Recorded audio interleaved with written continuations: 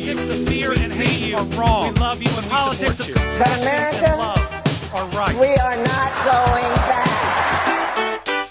Right. I love what you're talking about how in the societies, like a socialist society, the rich were more providers and they were recognized as like national heroes. Can you talk about that? Oh, yeah. Well, like the Roman Empire was set up as the 400 richest people paid for everything within society.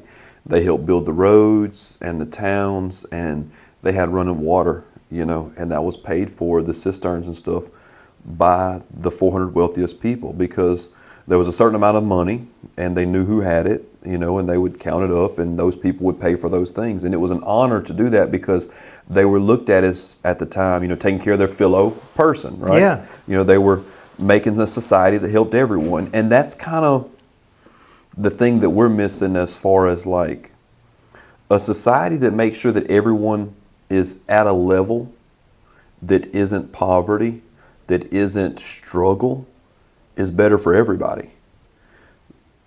It's known that the people that commit the most amount of crimes, especially violent crimes, are below the poverty level. So instead of attacking that individual person, why don't we try to get those people above the poverty level, and then that way they can interact, Well, something just hit me. So like we talk about, like you say, like you can't be pro-life if don't stand for this or that. But like you made a piece of content the other day that said, hey, when these SNAP benefits run out, don't be surprised when crime goes up. So you can't be the party of back in the blue right. and pro-law enforcement if you're creating more of the problem. And that's kind of the thing with the way that structure is set up now, is that we've created a system that benefits a few off of the distrust and disenfranchisement of many, right? So you can't back the blue as a party and then build more prisons, right? Because you would try to fix the crime problem instead of having somewhere to put criminals, right? I would rather not have any criminals than I would having, because in reality, a prison is like free housing with more steps. Right? Yeah. So and free food. So it's like we can fund the SNAP program for however much it costs, or we can pay like 3 times that amount and have more people in prison. So it's like, why don't we just do the SNAP benefits? Why don't we inject the public school system with a lot of resources, and then that way when adults come out of that system, they're ready for society. Yeah. Why don't we do those? And a lot of conservatives think about that stuff like that. You'll hear conservatives or MAGA people all the time talk about how they don't teach you how to do taxes in school. They don't teach you there's no wood shop anymore. You can't change a tire. You can't do any of these things. And that's because the system is set up to not do those things. Because what good would the IRS and the $1 billion income tax system do if people could do their own taxes, right? Trump took away where Joe Biden made it where you could file your own taxes through the IRS. And I'm not saying that's the best thing, because we should have a system so simple. We shouldn't have 6,000 pages of income tax stuff, but what they're supporting isn't what they're complaining about. You know what I mean? It's like two separate things. They're diametrically opposed, I guess. I put out a post the other day, and it really brought the fangs out in a lot of these conservatives. But I was talking about how there has been this combined effort between the wealthiest among us and the leaders in the Christian community, the evangelical leaders, and how these two groups looked at each other and said, hey, we got a lot to gain from each other. Like the rich folks said, hey, if we align ourselves with the Christians, if we align ourselves with God, we're going to get away with a hell of a lot more. And we demonize these policies that could take money or opportunity away from us. It's going to benefit us, whereas we'll help these churches plant more churches, we'll put more money in the church Right. system, so they'll get what they want. They can grow their flocks larger. And at the same time, we'll create a base that will help us stay in office, help us get the legislation passed that we want, that doesn't benefit them more than it benefits us. The research I've done is it really started like in the 60s and 70s, like with commercials, mail, like getting stuff in the mail, to where it just trickled down to where, when I was a kid, if I heard something bad about something happening in a blue state, or mainly it was California, everybody right. picked on. Like if there was an earthquake or a wildfire, it's like, oh yeah, those liberal bastards are getting what they deserve. They're not God-fearing people, so God's, trying to discipline them. And everybody's just kind of bought into this bullshit. Right. Kind of a side note here, do you feel like, have you changed anybody's mind? Do you feel like you've reached anybody through your content? I think that I have changed a few minds. Are they as radical as I am? Probably not. Was I as radical now as I was when I was 20? No. But I feel like the seeds were there, right?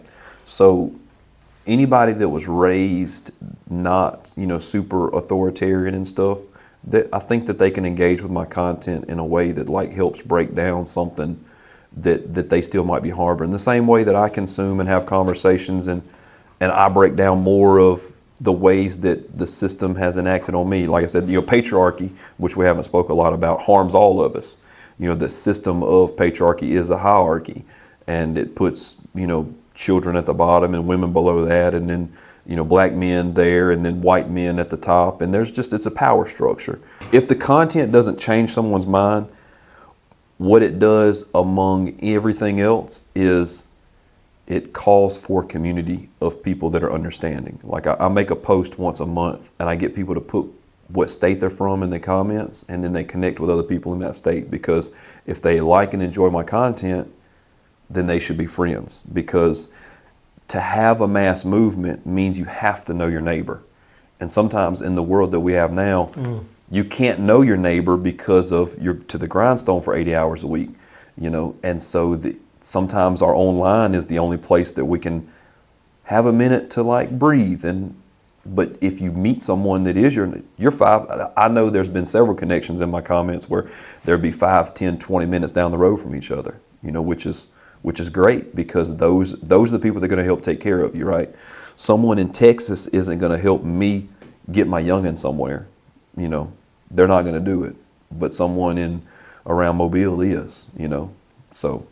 That's the way that I like to think about my content, is we're calling more people into the struggle that are already empathetic to the struggle. You know what I mean? Love that. Yeah. So and going back to the Trump voters, if you voted for cheaper groceries and stuff like that, and you looked away from the racism, then that person can be changed. But if you voted for Trump because of the racism, they can't be changed. They really can't be changed. Because there's people that see what's going on. And they say, this is what I voted for. Yeah, and they're saying, the whole world can burn down as long as I get to say fuck you to a liberal. Right. You're not going to reach that person. Exactly. And I don't want to either, right? Yeah. And at the end of the day, when I talk about stuff like, the ruling class and stuff, something that I think that politics, Democrats especially, have gotten wrong, and Republicans got it right, is they have an enemy. Democrats don't have an enemy. There's hardly any that say that this is the problem, this is who we need to go after. Whereas leftists know that the ruling class, which is Republicans and Democrats, they're the enemy. Those are the people that are making our lives harder. So at the end of the day, there's your solve right there, right? Yeah. Well, you brought this word radical. Like identifying yourself as radical, identifying your views as radical. Explain to me why radical in your mind is not a bad thing. It's not an evil word. It doesn't make you a bad person. To tie it to religion, Jesus was a radical, but radical in the sense of, I envision a world where there's zero crime. I envision a world where no want is gone underserved. Everybody has what they need, because we've currently built a world that can take care of everybody. We just put barriers in place where it cannot do it under this current structure. So radical, in my opinion, is just making the shift from, if there's no crime, then we don't need any police officers, right? Because I don't think people are inherently bad. I think that a social structure makes it where crime is imminent. Whether or not they're doing it and they know it's wrong, or whether or not they've not gotten the mental help that they need, or whether or not they've been conditioned to care for other people, right? Because if you don't care for other people, that's a problem with society. So those things can be spoken about as a radical, when you look at things from a capitalist way, and I've denounced a lot of that. I envision a world where nobody really wants to move away from where they were born and raised, because I think that's a form of oppression. And that kind of goes off on a tangent, but like when somebody moves to another city to get a better job, that's a form of oppression, because they're moving to somewhere that they don't know anybody. They have no structure. They have no social structure to help them take care of, but they've decided that that's the better move for them than to stay in where they are. Whether or not they like their family or love their family that they are, or they don't have much of it, or they just know that there's a better economic opportunity in Atlanta or Nashville or something, that's a form of oppression. We've created a society where that person can't stay by their neighbors and kids and people they went to school with for a better, and that's the same way we got with immigration, right? We've created a world to where people want to move to a place they don't even know the language very well. Yeah. You're telling me that's not a bad, that's technically a bad thing, you know what I mean? Risk their lives. Yeah, they're risking their entire lives to move somewhere they're probably going to get robbed or raped. Yeah, exactly. You know what I'm saying? I envision a world where that doesn't happen. And it takes a lot for a lot of people to like really grasp that, Well, now structure. people are moving to blue states and red states. Right. They're moving from blue states to red states. I'm working with a ton of people that are moving to Alabama because where they live is too liberal. Right. They're taxed too much. They're oppressed too much, or they get the middle finger for having the Trump bumper sticker or driving the Tesla car. Right. Or there's too many laws around their guns. So they're moving around different parts of the country. So that's a really great point. Yep. It's kind of taking the power away from the negative connotation around this word radical, but how let's just say the establishment uses money and religion to control and to create a specific outcome. It's like when you remind people that Jesus was a radical, it's like you're using kind of going in reverse to, speak truth to power and to make people realize like, hey, wait a minute. Like you can use that against us, but we can use it right back against you. I feel like there's this exposure right now of these Christians, and and it's just so fake. Like how can you be a Christian and not want to love everybody or take care of everybody? Right. So we're in this really, I think, unique time where, you may actually see a revolution that creates the change that we need to see in society. Because we've talked, at least in American society, like we're running out. We're running out of everything. I mean, time is running out. I mean, we're destroying everything. The debt crisis it's continuing and it can't continue. I mean, we're going to go broke. Right. So there needs to be an alternative solution. That's why you see, I think, Democratic candidates really leaning in to socialism or just saying, yeah, you think I'm radical? Yeah, it's Right. radical. I'm radical because I want to love everybody and take care of everybody. And I don't want to euthanize our homeless population. That's Right. not the solution. Exactly. And that's what I mean. Look, you can call it radical. You can call it democratic socialism. You can call it the teachings of Jesus. You can call it hell in a handbasket. Whatever you want to call it, at the end of the day, there's just a better way to structure society than the way that we've got it. And you'll be hard pressed to find a person that agrees with the way society's structured right now. And that's what the biggest gripers and complainers are, usually Trump supporters. Because there's a lot of context in the same way this conversation, there's a lot of like hairpin points, you know what I'm saying? Of like, if you take two steps back, like it's deeper than that, right? And socialism strives to solve that answer of the way that we've structured society is not working. And your gripes are true, and they are validated. But if we don't look at it from the stance of how does that fit into the bigger picture, then we're never going to get anywhere, you know. And that's kind of like what liberal policy has kind of happened, right? Like if we threw things at different issues, like we got minimum wage, but not for tipped workers. And then we didn't get minimum wage that was tied to inflation. So it was a liberal policy, but it wasn't a leftist policy. It wasn't liberation. It was just liberal. You know what I mean? And I use those words different. You know what I mean? That's powerful. Yeah, liberal is an individual, an idea to respect different ideologies and stuff like that. You know what I mean? But liberation is about freedom for all people, right? I've never worked a tipped wage job in my life, but I advocate for abolishment of tipped labor every day, because at the end of the day, it's oppressive. Someone that does work shouldn't have to depend on how nice or sweet or how much they smile at you for their living wages. You know, that's oppressive. And so our policies didn't go far enough. We conceded to some of the things, but we didn't concede to all of the things. You know what I mean? And we've got to, that's the revolution that I want to see. That's the revolution that Dr. King, you know, died for. You know, that was what he spoke about was, you know, when he went from civil rights and black people being able to vote to the Poor People's Campaign and liberation of poverty and the eradication of poverty, that was when the U.S. government became that much more harsh on him as an individual and as a leader, because he knew that Dr. King had a way to unite people. And giving black people the right to vote just took the stroke of a pen. That's all it took. We just write a law, and, you know, racist white people aren't going to like it, but we'll pass the law. But to undo the years and generations of economic oppressions and injustices to not just black communities, but white communities also, the U.S. government knew that they were going to be in over their head to try to right the wrongs that they've done for that amount of time.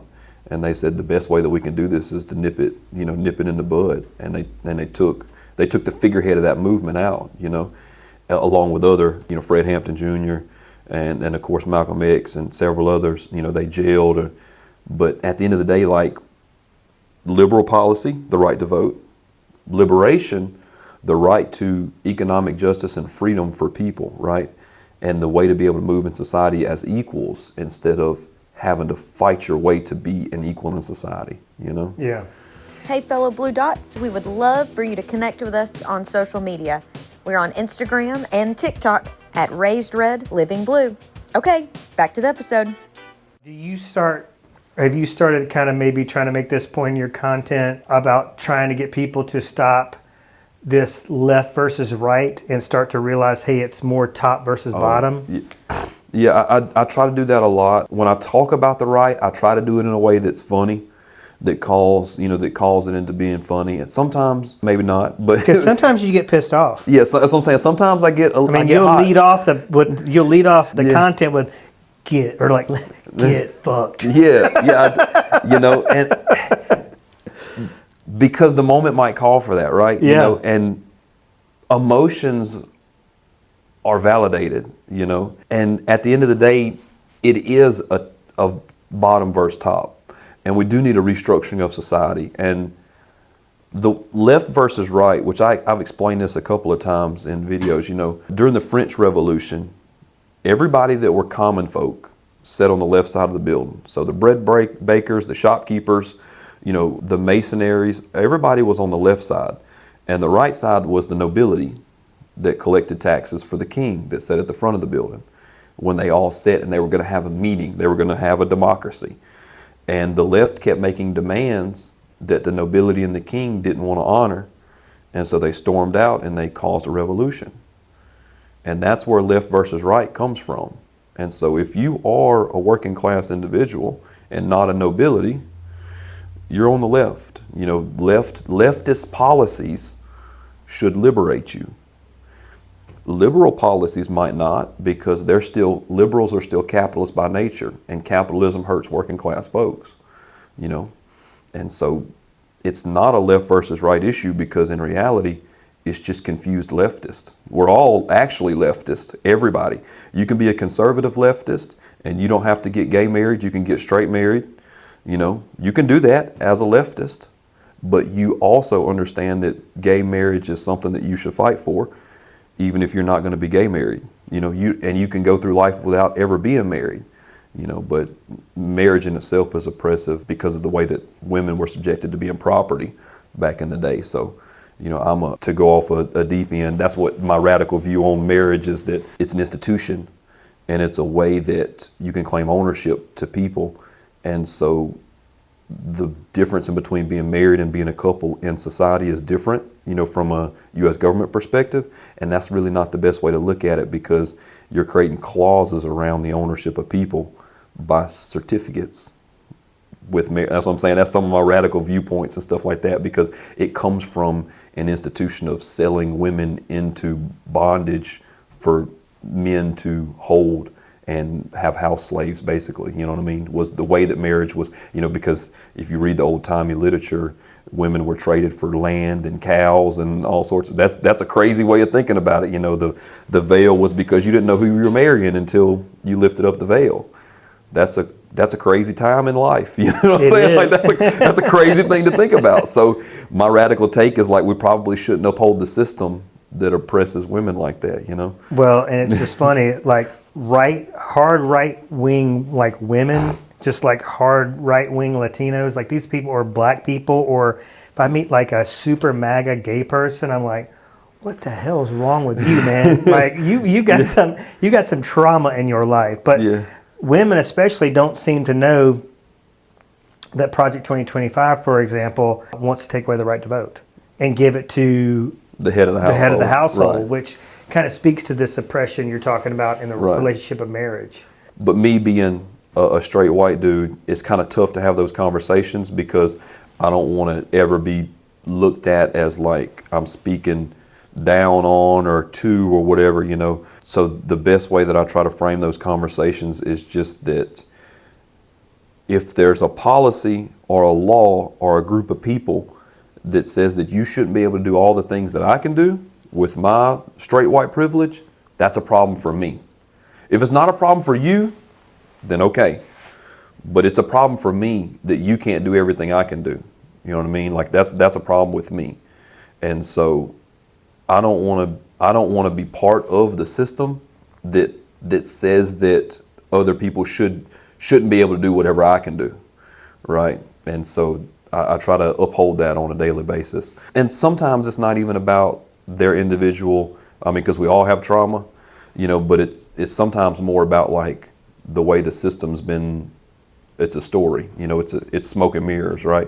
Because when I was younger and growing up, I held oppressive views to women, like in my misogyny and things like that, but just coming to terms with like my sisters get treated differently. My mom wouldn't have had to struggle like she was, because if she would have been a man compared to a woman, you know, and me realizing that like what other men had told me and what society had shown me, whether it's like movies or books or, you know, sitcoms, you know, TVs, like everything is built with this view of hierarchy, you know, and Disney movies with princesses, you know, like everything. And so like if you consume enough of that, then that's what you think, right? Like and my radical view is I don't think that gay people should come out of the closet. I think that you should just be able to, this is what I want to do. This is how I want to present as a gender, and this is what I want to love. That's radical to a lot of people, you know what I'm saying? Like that's a lot of, you know, because coming out means that straight is normal and coming out is different, and that's not right.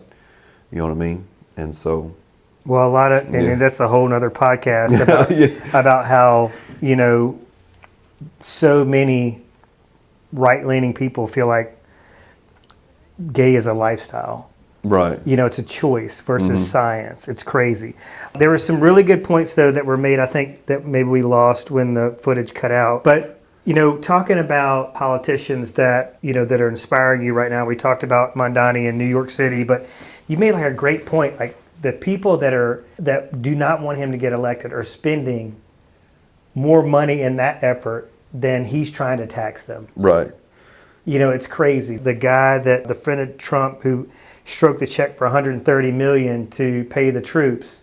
I mean, if he's got that kind of expendable income, you know, he could probably pay a little bit more in taxes. We also made the point about Scott Galloway in his research talking about how there really is no improved quality of life after you have a certain amount of money in the bank. I think the number is 10 million. Right. You know, they've proven that, like, psychologically, emotionally, you can't, there's no more happiness that can be purchased after you have a certain amount of money in the bank. So it's just, what does it become?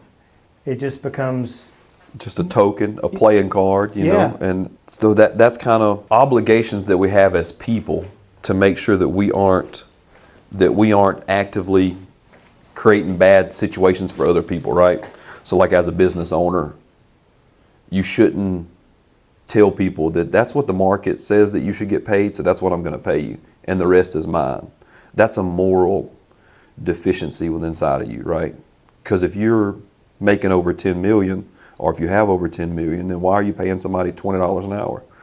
You know what I mean? Like, that doesn't make any sense. And so the only structure that's going to be able to force that person to pay someone better is the government, right? It's policy to go along with that. And that's what Mom Donnie's, you know, talking about, is that, like, the money that we're going to take is not going to make a significant difference to you, but it'll make a complete lifestyle changes for millions of people. You know what I'm saying? It'll help millions of people be able to get on their own feet, be self-sufficient, you know what I mean? Do all these things that we think of as the American dream that aren't being able to be realized by most of us, you know? Well, there is an ROI that other countries are realizing that we aren't, you know, by providing, you know, free healthcare, free childcare, free tuition. Right. You know, what kind of innovation or breakthroughs are we missing just because somebody was born brilliant but born also black? Yeah. Or born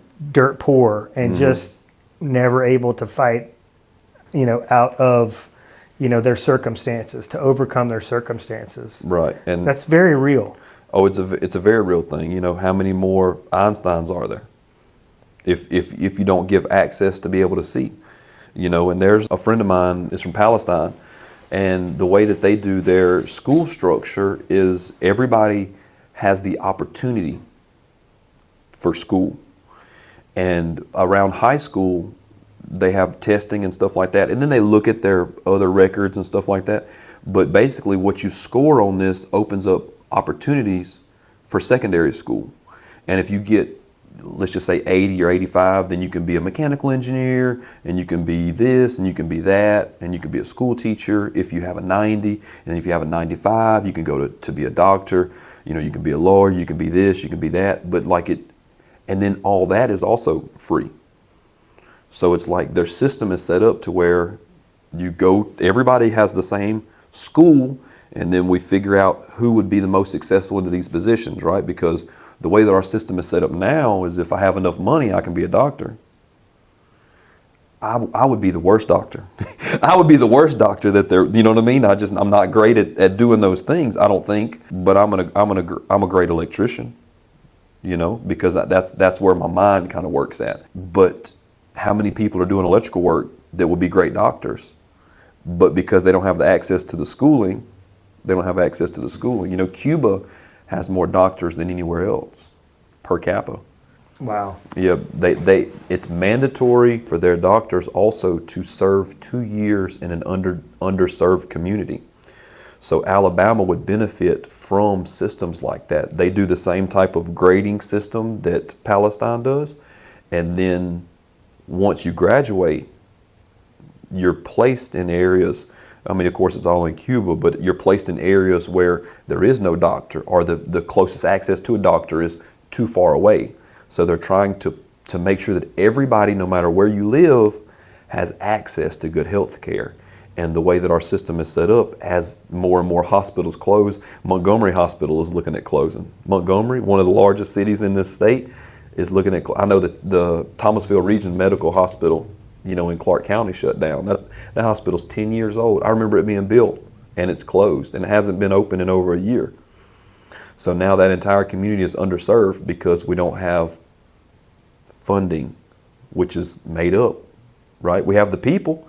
All the people that work there live around there, but the structure has broken to where it's collapsed. So now we're not taking care of people. We're just caring about the hospital wasn't profitable. When I would argue that's the least thing that I want out of a hospital is profit. I want the best health care out of a hospital. I want the best service out of it. I want the quickest and most brilliant people to be working in the hospital so I can get the best health care and everybody else can get the best health care. I don't care if it makes a dime. You know, why would I care if a hospital makes money if it saves lives, right? You know? So. Yeah. Do you get comments from trolls that say, well, why do people come to USA over Canada to seek medical care? Right. Or you know, because there seems to be this understanding, at least among right-leaning people, that we have the best health care in the world. Mm-hmm. And that people come to us. We're the example. Yeah, well, one thing that I like to debunk with that is medical tourism is a thing.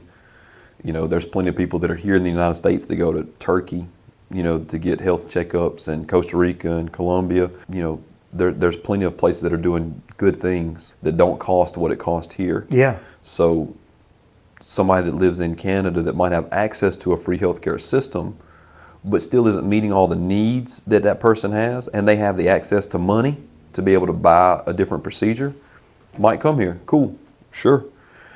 But we also have the most amount of people that aren't getting the health care that they need, right? And that goes back to kind of the food thing, right? It's makes more money to overproduce food for wealthy people than it is to serve underprivileged people. You know, so the doctors and hospitals are the same way, right? It's better to specialize or overcharge for certain things for people that can afford it compared to just offering services for everybody no matter what they can pay for it. You know, I would argue that the U.S. government is also set up for that to happen. We spend more money on health care, but it goes to profits of private corporations, of big pharmacy, of, you know, their bottom lines, right? As compared to going directly to the people that help. And something that socialism preaches is like, the way to tie this together would be a bus system. The best bus system in the entire world is in the United States as public school. The buses for public school are publicly funded. The drivers are publicly funded, the mechanics. The buses themselves are bought by the government. That's a great bus system. It profits no money. But the government runs it, right? The public school, the state, the city, they run those things. So I would argue that the hospital system should be the same. We should just hire doctors, nurses, we should buy the buildings, and we should just run them as a public entity of the government and just pay those people directly. And they should, basically the VA, but bigger, you know, because the VA is it's the government ran agency. The VA should be open to everybody. You shouldn't have to go risk your life to get medicine, to get health care, right? A lot of people join the military in order to get VA benefits. So they join and risk their lives for the outcome of socialist policies, you know? But at the same time, it's capitalistic serving, because you're like, listen, our military is always going to be stocked if we keep people oppressed. Oh yeah, exactly. That's what it's a self-serving system, you know, and it also going to the military industrial it's like 5 different tentacles, right? Because you prey on underdeveloped, impoverished communities to recruit with, then to buy them the machinery and guns and weapons and missiles. That's a private entity to Northrop Grumman and, you know, Heathlock Martin and stuff like that, right? And then we send them to other countries to be imperialists, and then it forces those people to be impoverished to where now they want to immigrate to the United States for a better life.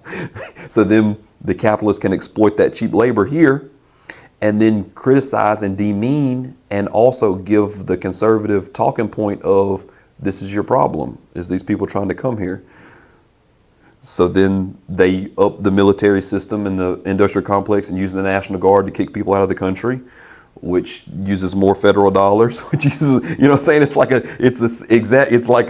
It's an around the world oppression game that we're playing. And where's the end at? Yeah. It's never going to end unless we step up and say, hey, no more of this. You know what I mean? We're not signing up for the military. We're not allowing politicians to sign $1 trillion into the budget for military defense when nobody's attacking us. Nobody's attacking the United States. What are we doing here? You know what I mean? Right. Nobody's doing that. So, like I said, socialism is a worldwide thing also, right? And that's something that I think a lot of people mistaken about the Nordic countries, which we spoke about earlier. They have good policies for themselves, but they're still not interested in the liberation of all people. So they're okay if the garments or clothing or cars or whatever that they're consuming in their place is made in a way that is oppressive to those people, just as long as nobody's getting oppressed in their own individual country. You know, where leftists think that someone being oppressed halfway around the globe that's my problem right there. You know what I'm saying? Free Palestine, that's my problem. That is my issue right there, you know, because those people having the atrocities on them is also an atrocity on me, right? And especially if it's my government the one doing it, you know. So. Well, let's encourage people to dig into this, because the more we talk about it, the more common sense it seems. That's right. So if you could, would you recommend, like, hey, look at this country, do some research on this country and how it's run, how the economics are handled, the quality of life, you know, give them some examples of not only societies and governments to follow, but maybe also some people here in the United States to look into that, dig deeper on them. Just because they're running as a Democrat and they're labeled as radical doesn't mean, or you're doing yourself a disservice by not seeing what that person stands for. Right. I might not have the best answers for that because it's more of a global picture to act locally, right? So like socialism within inside the United States is going to have American characteristics, just like the China Republic, it has communist with China characteristics, right? So like they do things that are common to them because the struggle for liberation happens at different points in different ways, right? And it's the material means of your surroundings that give you the conditions for this type of conversation that we're having on what's best for the future, right? And the same way that like some of Mom Donnie's policies in New York, they're not going to help us in Alabama, but some will. You know, child care would help us in Alabama 100%. Fast and free buses, that's not our concern across the state or most cities, to be honest with you, because we don't have that many people that we're needing to move. Not that public transit isn't a good thing. So as far as individual people, and also something that the struggle doesn't want to do is put all of the burden or labor on the back of an individual person. It takes everyone for a movement, and that's what we have to talk more about. It's a collective, it's a community mind compared to an individual mind. There's not a single politician that's going to run that's going to get us there. There's not an individual country that's going to be like, if we did everything like this country, we'd be great. We could do this like that country does. We can do that like that country does. We can highlight a policy that somebody does, but at the end of the day, because that kind of takes our agency away. If we're allowing someone else to dictate how we want society to be structured as democratic socialists, then you've taken my voice away. The best thing we can do is all come together and have a conversation, right? And then it would just deter progress. If you said, oh, this politician, this man, this woman, or this country's got it all figured out. Right. You know, it's all about, you know, fine tuning this thing, you know, and making it better. Because it's not perfect anywhere. Nowhere, right. And it's going to be, and it's been a long struggle, right? It's been a long struggle. And I think that something that the right has done as far as, you know, the MAGA movement is that they've taken some of the wording around it and demonized it with socialism. And then they've also taken some of the things that, and we can talk about this with 1930s Germany. You know, the Nazis were a socialist party on purpose because socialism was ready for revolution in Germany. It was prime and ready. And Hitler said, "I'll be your socialist leader," and then enacted the things that he wanted to enact because everybody said, "Oh, you're going to be cool. Let's run it," And that's what ended up happening. So instead of having a democracy where everybody was having a voice of what we needed to be doing, they just left it up to one person, and then they ended up with a dictatorship, and they ended up with the atrocities that we read about in the history book. And so we can't have one person do it. We can't have that. Yeah. Are there some people that mentors of yours or that you look up to that we could be following? Do you lean on people like, Martin Luther King and examples from more historical examples versus present examples? Yeah, I do that. Fred Hampton Jr. was in Chicago, and something that I really like about Fred Hampton Jr. is that there was a group of, this is the 1960s, there was a group of white men that moved from Appalachia to Chicago because they were being displaced by government policy, and they were looking for work, and they organized around the government being bad, which is what leftists do, you know what I mean, when a government like ours, capitalist government, and they were called the Young Patriots Organization, and their patchwork in their flag was the Confederate flag, which is, as we know, the hatred that comes along with that, living in the Deep South. Right. But Fred Hampton Jr. organized with those people because he saw the struggle was the same. Their struggle and his struggle was the same struggle, which was against capitalism. That's what they were complaining about. They used the flag, they had it on patches like bikers do. They used it as an organizing structure, but they eventually got rid of it. And the reason why they did is because the Black Panther Party spent the time to educate them on because they saw behind the flag and what they meant, what they were about. And that's something that kind of touched with me, because if we're going to reach people that are, and this kind of goes what I'm talking about, if they voted for the grocery prices, I can reach that person. I can have that conversation, and I can break down the reasons why Trump is not the answer, or capitalism is not the answer for grocery prices being cheaper. It just takes getting past that red hat. It takes getting past that Confederate flag, and that's not for everybody. So I'm not suggesting that black folks see rebel flags waving in 2025 and say, "I'm gonna go talk to that person." You know what I mean? Like that's because that person probably has a lot of hate. But a Trump hat wearer, I can talk to that person and see where their pains are at, and then go from there and kind of see. But it takes like being studied on that type of stuff, right? So there's many people within inside the struggle that we've gotten to where we're at now. You know what I'm saying? There's no conversation that hasn't been had already. There's no new ideas really. There's just ideas that you ain't heard somebody else say. You know what I mean? Like that the struggle's been here. We just haven't heard about it. Yeah. Love it. Hey, fellow Blue Dots, don't forget you can find all of our episodes on Apple Podcasts, Spotify, and YouTube. Please hit that subscribe button, and we would love a review. Okay, now back to the episode. I don't know. Is it fair to say, if you are right-leaning or if you're wearing a red hat, you've been indoctrinated to believe that capitalism is the answer? So maybe not that you believe that capitalism is the answer, but maybe a conservative mind or conservative line of thinking is the answer. Is that we need to go back to a different time, or something like that. We need to make America great again, which it's never been great, right? You're just looking at you're discounting a lot of pieces of history that were oppressive to a bunch of people, including our people, right? Because I think of our people as poor white folks. There were more sharecroppers that were white than black, but the history book doesn't talk about that.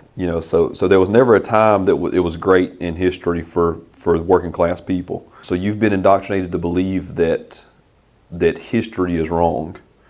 You've been duped or lied to on the way that we should go about correcting the problem of inequality that we have, right? That's such a good point. Well, if I were to ask you, and I think you believe this, that capitalism is a doomed experiment, Oh yeah, yeah. If I was on the opposing side of that argument, what would be some points that you would make to me to help maybe just open my eyes a little bit? Well, like we spoke earlier about, like, do you have a critique of the system now, right? Because the system is capitalist in nature, and capitalism in itself just searches for the profit at all cost, and so it might cost time, energy, effort. It might cost human lives, but as long as the profit margin is there, then capitalism is successful, quotation marks, and that's not a world that I want to live in. That deems where there's just a class of people that aren't gonna have things. They're gonna be a class of people that are gonna do without, you know. And I wish for a system that eradicates homelessness at the very least, right? I wish for a system that eradicates abuse. You know, I wish for that system to be here, and not that socialism would do that overnight. But if we don't start talking about a way to fix that system in a way that takes care of those people, and us included, me included, you know, then we're always going to be in this failed experiment of capitalism. We're always going to be in this roller coaster of the whims of the market, you know, always going to be there. Yeah. So. Is it fair to say that I mean, you see yourself as a revolutionary, you seek to spark a revolution? Mm-hmm, mm-hmm. What would a socialist revolution, what would that actually even look like in the state of Alabama? Well, in the state of Alabama, it would look like, you know, it would look like no matter where you lived at, you have access to the same amount of resources, you know, because we have enough resources in the state. We have enough, and not just leisurely resources, like socialists says that everybody can fish everywhere, right? Socialists say that private land for hunting isn't right. Yeah. It shouldn't exist, right? Because we can make you know, hunting clubs, so we can just make a hunting club for everybody, right? We can use that same principle and just expand it to more and more people, right? Because you enjoy something so much, you keeping other people from it, and that's not right, you know. But a socialist revolution in Alabama, which we are, I talk about the road to a better future is through Alabama, because the road to civil rights was through Alabama. You know, sometimes the belly of the beast is the only place that you can find revolution at to begin with, right? The march to Montgomery, the bus boycott in Montgomery, the Clotilda, which was the last slave ship to be brought into the United States, was docked in Mobile. Mm-hmm. You know, Martin Luther King was jailed, and it's here. You know what I'm saying? The struggle is here. And so it takes a spark to get a fire going, and it takes some good kindling and coals to get there, and all of those things are here because we are in the worst of this and the bottom of the barrel of that, you know, of every statistic that you look at for happiness and for income and for health care and for retirement savings and all of these different aspects of life filling buckets we're at the bottom of, which means that the people are ready for something different, right? Because why would we keep doing the same thing? So that the revolution that happens in Alabama would be different than the one that happens anywhere else. But it would be unique to us, and it would be about taking care of us. It would be about farmers getting help. It would be about health care, nurses getting help. It would be about setting up a program to where I teach shop class one day a week at the schoolhouse, because I can teach shop class to teenage kids, and other people can too, you know. And that's like building community from the bottom up, you know, type of thing. The content you made about SNAP benefits being cut and crime going up and prisons being for profit. Have you watched this documentary? I haven't yet. And it's kind of funny. Sometimes I talk about stuff and people are like, you must have seen something. And I'm like, I haven't seen it, you know what I'm saying? But I will. I haven't seen it, but the way that the system is set up is to like, it benefits, it's a self-serving system of the elite, right? You know, Maul Ivy gets a personal check from the prison builder, and then the prison builder gets a certain amount of incarcerated people, and it's an ever serving system. If we just socialism says everybody should eat food, everybody should eat healthy food, so everybody should have SNAP benefits, and if you don't want to use them, don't use them. That's fine, but everybody should have access to good food.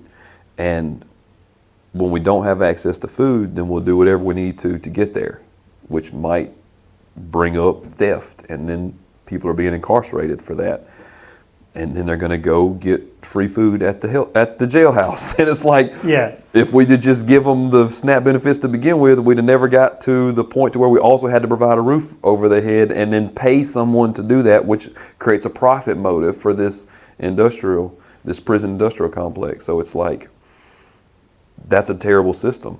And it's so ironic that we've got, who is most likely to be our next governor campaigning on building more prisons. Right.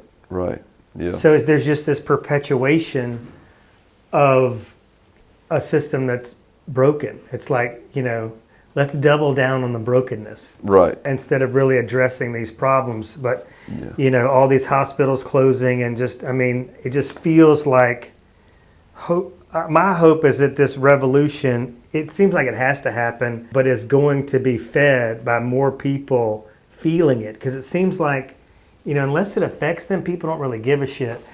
But the other point I want to make is that I asked you to describe revolution, and you did not mention violence. I think when people think about it in their minds, like, oh, we're going to go break into the rich guy's house and steal all the shit, right, and just put a couple caps in his forehead just for good measure. Right. That's not what you're saying. No, definitely not. I don't advocate for violence at all, because people are people at the end of the day, right? And we shouldn't want to harm others. Revolution is about liberation, right? And when violence happens every day in our system, right? Violence is the cornerstone of capitalism to keep everybody in line. It's an inherent part of the structure to make sure that we are forced to do things the same way that homelessness will never be eradicated, because the reason why you have a home is because you see the homeless people and say, I don't want to be homeless, so I'm going to do whatever I got to do to not be homeless. So the same thing with violence. Violence happens, so we'll stay in line. If the power structure doesn't allow for liberation to happen, then that's when violence happens back on the system, right? That's when stuff gets burned. That's when people get out in the streets and they don't listen to authority anymore, because listening to authority gets us the same thing. So there's two ways to kind of go about revolution like that. It's like, on one hand, we can ask the system to change, and then the second way is that we can make a system that overtakes the current system, right? And those are radical thoughts right there. That's kind of what I talk about more with community itself, right? Because the economy is not going to feed people. Your neighbor is. That's building a system outside of the system, right? The economy or the stock market is not going to make sure that children are educated, but people are. Your neighbor that's a teacher is, It's more about like forcing the system to change because you no longer participate in it. And to be honest with you, something that we haven't tied together is there's a certain subset on the MAGA movement people that are like off-grid living and individual living and doomsday preppers and stuff like that. Every bit of that is their rejection of the system, which is a very leftist thing to do, is to reject the system. But instead of movement to change the system, they've just deleted themselves from the system. Like that's what they decided to do. But that's a point of privilege, right?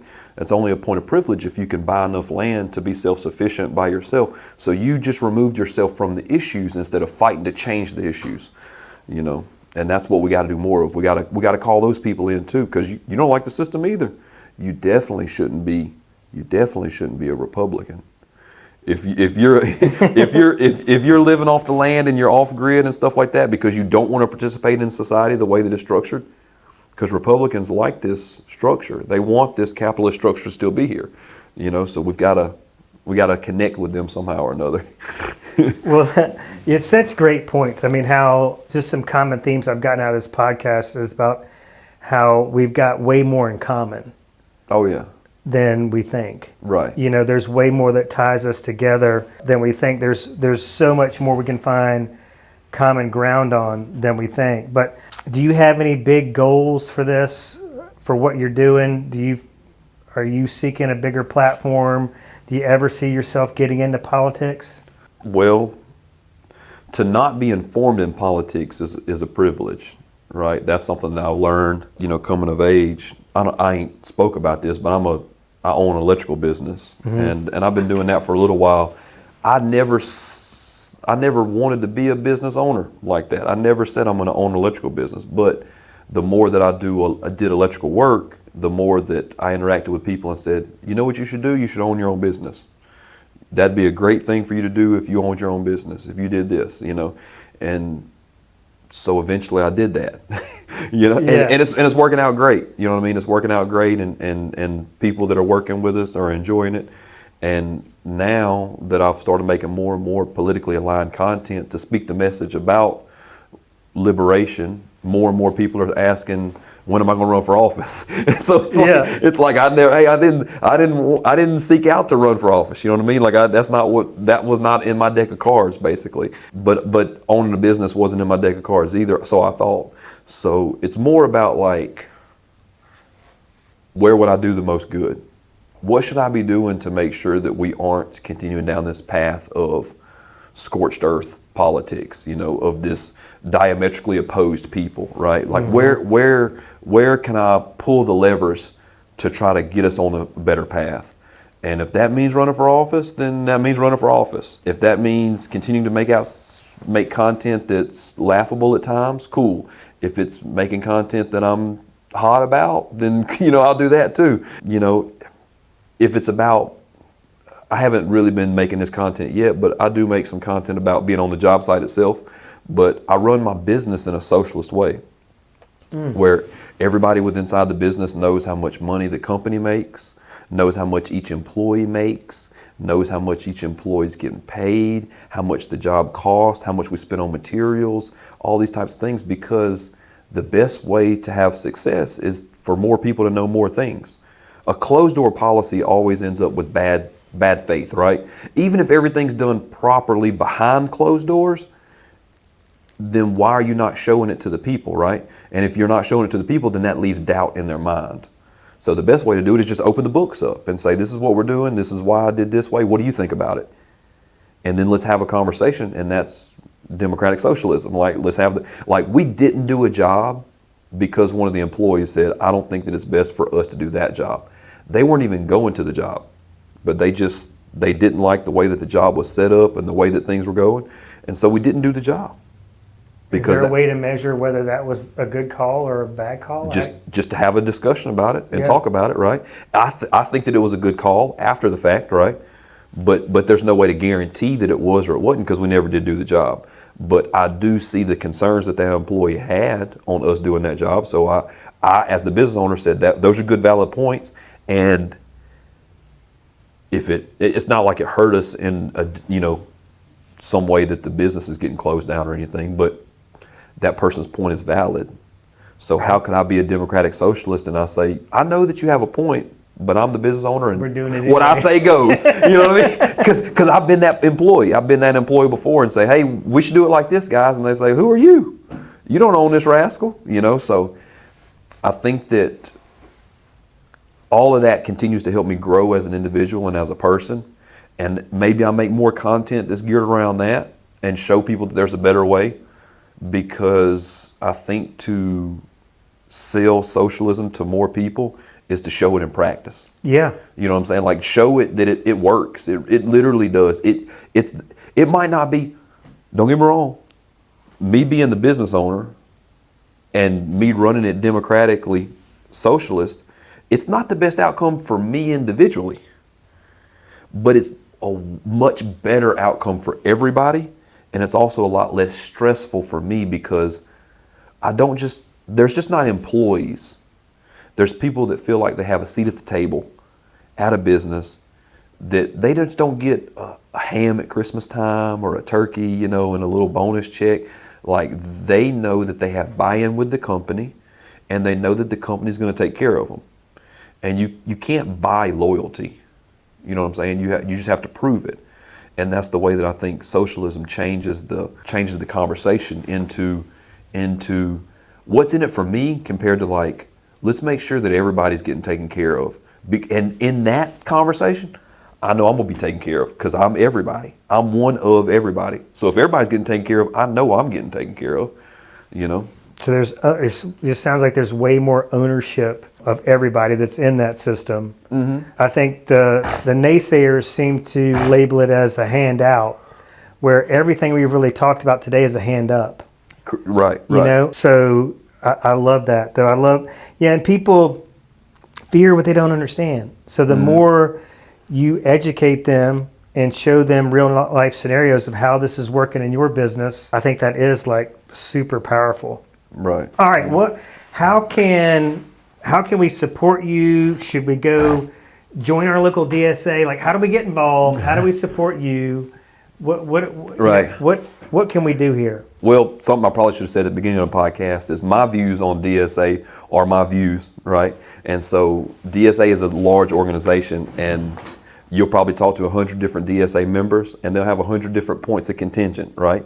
And that's what's great about being in a community like that, is that you can have that open dialogue and conversation without, that's wrong, and this, you know. Without the demonization. Yeah, without the demonization. That's not saying that leftists don't get into argument. One of the most annoying things as a leftist is having a deep conversation with another leftist. you know what I mean? So, like, I understand if people say they don't like talking to leftists, because sometimes I don't like talking to leftists. But the goal is for movement and progress, right? But I'm Alabama fella on a bunch of different social media apps. TikTok obviously is my biggest one. Now that the company's been sold out, bought out, capitalized, 101 happened. I don't know how much longer I'll be on the app if it starts acting funny, but right. I'm on YouTube and Instagram. Yeah, you're starting to grow audiences on different platforms, diversifying, and you're just pretty congruent through those. It's at Alabama Fella. You can search Alabama Fella and find me pretty much anywhere. Yeah, and I bought a domain as a website. That don't mean it works, you know. Yeah. That don't mean it works, because I'm telling you, I'm the worst at content creation. But yeah, you can find me on those social media apps. And like I said, now joining.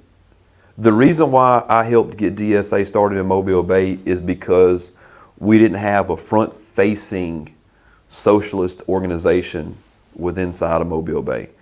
And the more and more we go down this path of inequality, the more and more those communities are going to be necessary to find people that have been disenfranchised.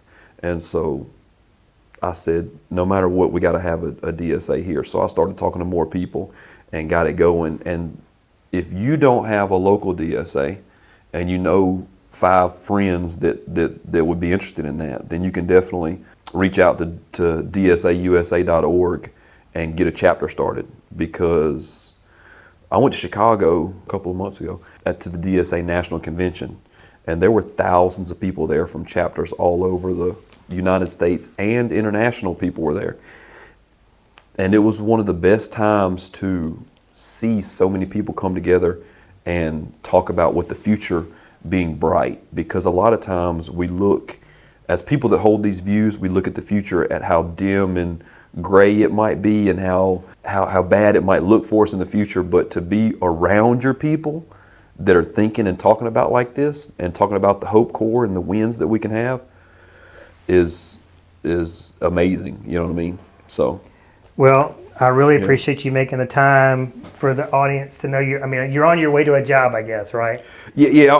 I'm traveling through, but that don't mean that I ain't have time. I always got time to stop. You know. Yeah. What I mean? So I appreciate you making the time. I'm sorry for the technical difficulties. I feel like we really just scratched the surface. I mean, we didn't talk about the environment. There's so much we could get into today, right. But we need to get you back on the road, but maybe we'll sit down again in the future and have another conversation. Oh yeah. But thank you so much for doing this. Oh yeah, I appreciate it. I'm open anytime, pretty much. For if we're talking about revolution, I can make time for that. I love it. Yeah. I love it. So at Alabama Fella, and thank you so much. All right, I appreciate it. Until we meet again. Yes, sir. Politics of fear and hate are wrong. We love you and politics we support you. But America, Love are right. we are not going back.